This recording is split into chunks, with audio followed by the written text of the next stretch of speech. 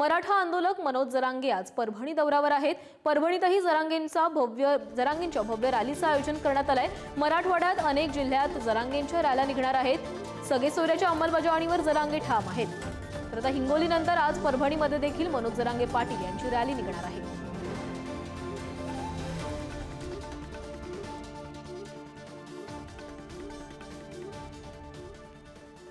तर या संदर्भात अधिक माहिती देत आहेत आमचे प्रतिनिधी अक्षय मुंडे। अक्षय, आज जरांगेंची परभणीमध्ये रॅली आयोजित करण्यात आलेली आहे। कशा प्रकारे रॅली आयोजित करण्यात आली आणि कसं नियोजन करण्यात आलंय? नक्कीच मराठा संघर्ष योद्धा मनोज जरांगे पाटील यांच्या रॅलीचे आयोजन आज परभणीमध्ये करण्यात आलेले आहे। परभणी शहरातील शनिवार बाजार ते छत्रपती शिवाजी महाराज या परिसरादरम्यान या रॅलीचे आयोजन करण्यात आले आहे। रॅलीची जय्यत तयारी मराठा समाज बांधवांकडून करण्यात आली आहे। रॅलीमध्ये मोठ्या संख्येने सहभाग नोंदवावा असे आवाहन देखील करण्यात आलेले आहे।